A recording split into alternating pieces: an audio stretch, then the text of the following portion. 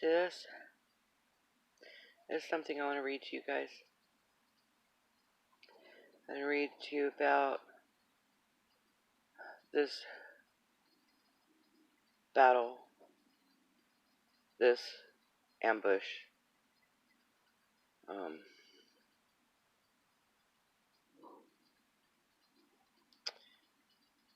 And how these people were referred to.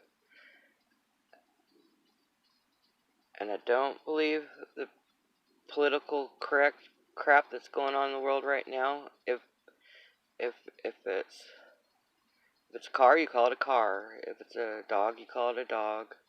If it's a stolen dog, you say it's a stolen dog. You know, if it's a girl, it's a girl. Whatever, all that shit, right? But this is just insane. See this? Look at this. And it'll make sense when I read it to you. Okay. This is called The Last of the Redskins. Okay. This book is like made, it's like a history book. And, well, it covers from 1775 to 1889. During the time, look at all my tissue papers as book notes marks. Okay, hang on. The president, where is he? Oh, look at these boys. Look at that kid. Isn't he a doll? Okay, hang on. Wait a second. I'm losing my stuff. Oh, here it is. This guy. Right here. He was a president. President McKinley. He actually was assassinated during, I think, his second term of presidency. But during this book was being made, was right at the end of the American-Spanish War. But this photo is not. This one dates back to 1876. So from 1876 to from 1876 to 1898. This in 1898 was their impression of what went down. So The Last of the Redskins. The incident is so graphically perpetrated by the splendid painting here reproduced. Occurred on 4th of October, 1876. Right? Check this out. Right? 2 months after the Custer Massacre.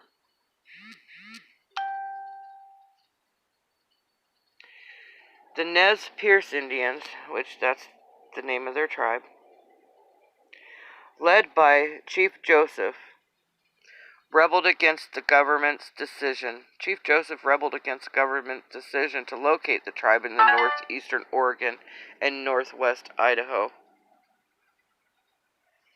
He wasn't cool with what they had in mind, and committed many depredations.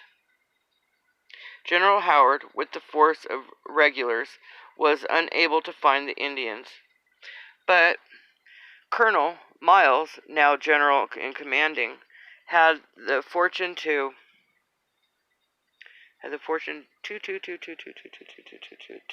strike them in force in the northern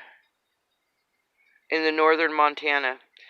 Unable to bring the warriors to battle, to provoke them into battling, he drove them across the Mississippi River and finally brought the whole tribe to bay north of Bear Paw Mountain. Okay. The result was a desperate battle in which the Indians fought with great courage, but in vain. The white man's gain proved his superiority, both in daring and execution, a few managed to escape with Chief Whitebird. See, Chief Whitebird. But the rest were killed and or made prisoners, since which time there have been no serious uprisings among the Indians of any tribe. The power of the red man is gone forever. Do you see that? The power of the red man is gone forever. That's just terrible.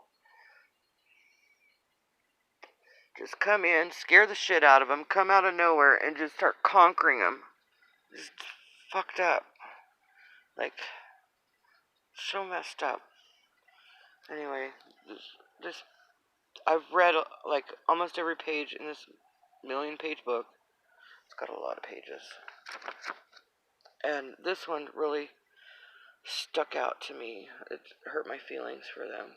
My baby, my grandbaby, well, I'm part Indian too, but my grandbaby, she's my little baby. Well, she's 9 years old, little baby, but she's still my baby. One of them. I got three. 3 grandbabies. I love them. But she's so cool. She's my little Taos Pueblo baby. She's Taos Pueblo and Apache and all kinds of stuff. She's cool. Her daddy's really handsome too. Isn't that neat? Okay. So then there's this page that I've been meaning to read to you guys since the very beginning of making this book. And however, if Danny comes in and interrupts me, I'm still going to load this video up. I don't care how it turns out. Because I just made a whole video without pushing the play button. So I did this whole video and didn't even record the damn thing. So, anyway. I'm going to read this, and some of the words I stutter over no matter how many times I read it. So, I'll let you look. I'll find a photo in here of something cool. I'll let you look at it while I read. Oh. That is Barcelona. Okay. That is streets of old Madrid. That's pretty cool. So some are photos, some are drawings, some are paintings. All kinds of somethings in here. Some are reproductions.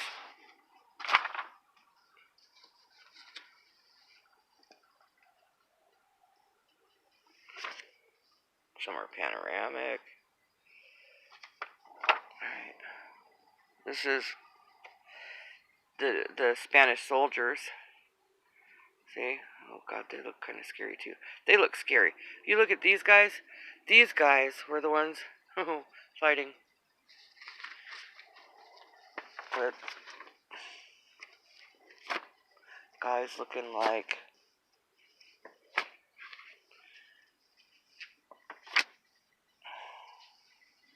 babies. Just kids.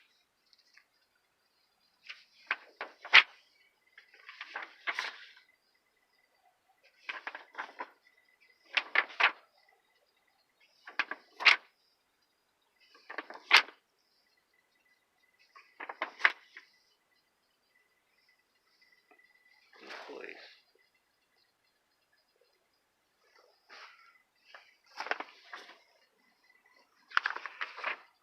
Darn it.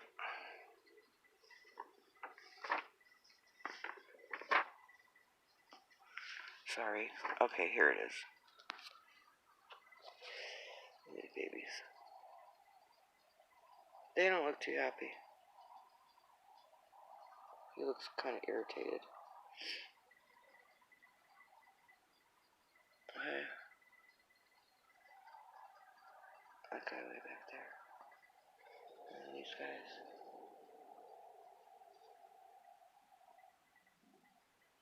Right? These were our grandpas. You know? Isn't that neat? Our great grandpas. well, not our grandpas, but our great-great-great-grandpas. Well, and great-great-great-great-grandpas, I guess. So anyway, I'll let you look at these little stud muffins. I always thought the Navy boys were so cute. I like their butts look good in Navy uniforms, don't they? Yeah. Okay. So here you go, looking at these guys. I hope you don't mind. I'm gonna read you this page, this book, okay, and then I'll leave you alone. It says, "Glory crowns the brave." I really need to put something under so I can follow it better. I'll use my straw. Okay. America, ground in her splendid isolation, no less than her incomparable resources and militant mightiness, has felt so secure in her supremacy in the Western Hemisphere that the energies, the talents, and the ambitions of our people have been devoted for those peaceful pursuits which have for their aim which wait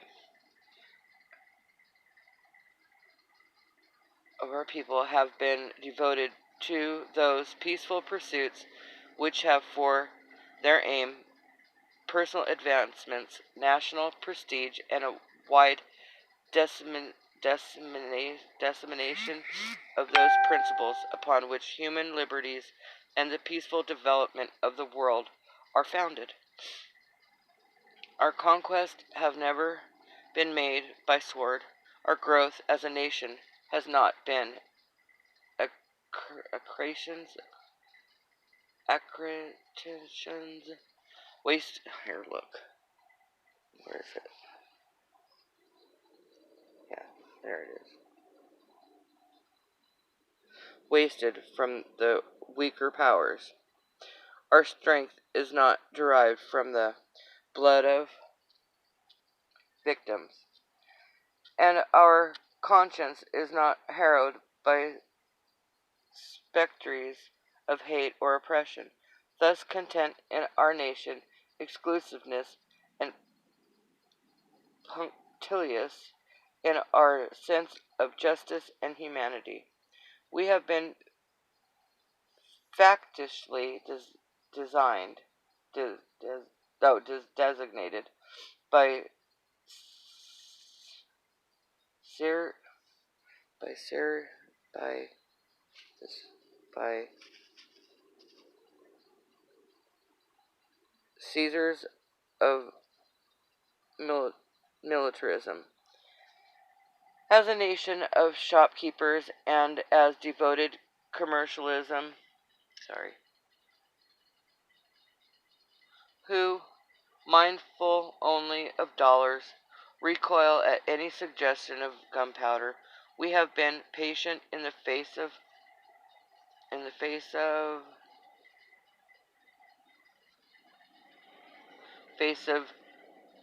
continually self-possessed under painful provocation, but never indifferent to the cries or distress, nor deaf ear to appeals of the suffering. Other nations, drunk with ambition, glory, and aggrandizement, cannot comprehend the great American Republic, and thus characteristically misjudge our purpose, and condemn the administration of our government. Our war with Spain has served to delusion the statesmen of Europe, to quicken their slow intelligence, to flood their darkened understanding, and to give them an appreciation of the magnitude of our capabilities as a nation and our patriotism as a people. It has shown them that while we love money and are devoted to building up our fortunes, to increasing our benefit and enriching our minds, we are more deeply attached to our homes, and that our love of country is equal only by our sympathies for those struggling in the grips of tyrants. Okay. If Americans have any one thing to regret, it is the fact that we are not fully appreciative of our own history, having failed to study it as the subject deserves. This is natural to people whose peace has been so seldom disturbed that it is hard to realize the perils have been experienced and the great victories won. Notwithstanding, we are a youthful republic. We may justly exalt the truth. We have the truth that we are historically considered the most picturesque nation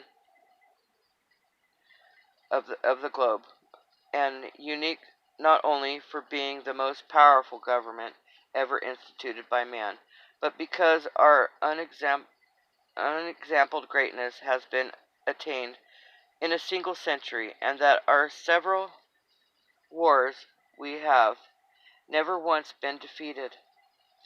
The more thoroughly we study the history of our country, the better citizens we become, because the tendency is to intensify our patriotism by giving us a higher conception of the domestic blessings that we possess as sovereigns. And I so agree with that part right there. How, you know, listen to it. The more thoroughly we study our history of our country, the better citizens we become. Because the tendencies is to intensify our patriotism by giving us a higher conception of the domestic blessings. That's right there is what I really want to talk about. The domestic blessings that we possess as sovereigns, you know? Like you could not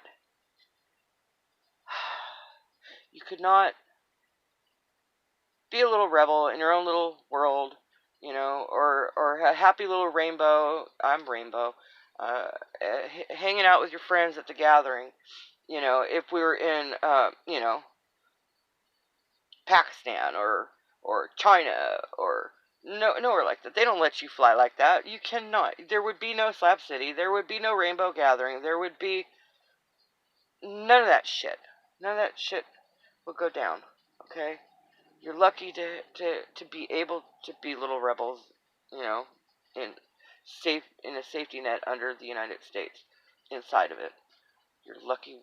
I'm grateful to have been born here. I just imagine sometimes thinking, God, what if I was that little kid in, you know, one of the third world countries that just, my God, are being ate up by disease and famine, you know? We can go get a dollar burger, or we can go grow our own food. These people have no choices. You're lucky you have choices. Okay?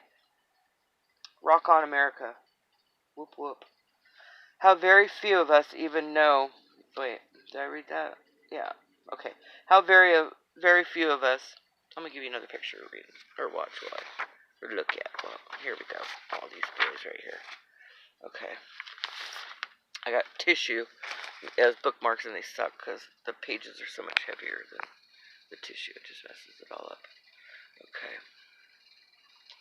So, and I think every single person who's ever served our country, whether it's right or wrong, rock on. You, my little brother. Okay. How very few of us even know that since the War of the Revolution, America has engaged in no less than 17 different conflicts. Now, and to the present time, which the present time during this book was 1898. The revolution was in 1775. Okay? Alright. My hand keeps moving. I'm coming down with a cold, I think. Okay, how very few of us even know that since the War of the Revolution, revolution, America has been engaged in no less than 17 different conflicts, much less realize their causes and results, and yet each one has been a distinct step in the work of founding and developing the nation. History is not so impressively taught by narration as by pictures. The artist is more graphic than the writer,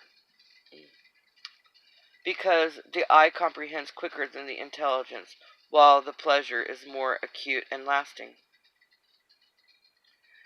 For this all-sufficient reason, the publishers of Our Nation and More, which I don't know who this publisher is. If anybody knows, I would appreciate it.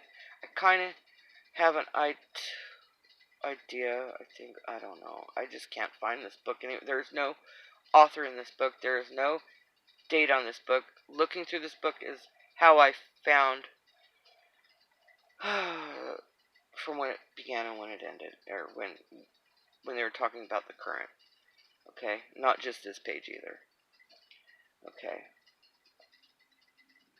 They have wisely determined to undertake and instruct Americans in the history of our beloved country by presenting realistic representations of the chief and thrilling, as well as instructive incidences and pronounced features that have God darn it.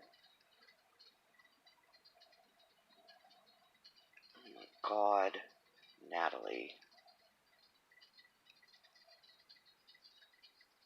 That have a powerful influence upon our progress as a nation.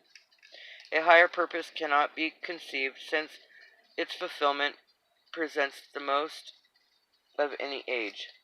To such benefit and this splendid work is loyally dedicated. Its pictorial contents will embrace the most exciting battle scenes that were ever produced by the skilled, distinguished artists, panoramic reproductions of the famous and decisive combats by fleets and armies, in which the glory of our flag has been sustained, and brilliant achievements have added their luster to its folds. The series of magnificent illustrations will embrace reproductions of original paintings and spirited drawings, reproductions of the most famous paintings owned by the government and by the states, such as represent the bloodiest conflicts in our country's history, and deeds of extraordinary heroism that have given imperishable fame to the American soldier and seaman. So complete will this series be that the descriptive text which will accompany each picture, and some are real pictures. These ones are real pictures. The complete work will afford the magnificent objective history of the nation from Bunker Hill, which was in 1775, to the close of the Spanish-American War, thus representing to the eyes the justification of our self-gratulation and exhilaration as a triumphant people. Okay. So, and this was, I didn't mark it, but this book was somewhere in one of these pages. It says that it was written towards. Oh, I think I read it already. Towards the end of the Spanish-American War. So this is pretty cool, you know. And everybody needs to be grateful that we're here, and that we can live life however we want, whether it's in some big old house or, you know, in some whatever, you know.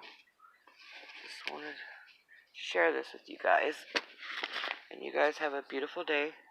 And I'll quit bugging you with this book, and I'm uploading it now. Alright. Peace out. Love you guys.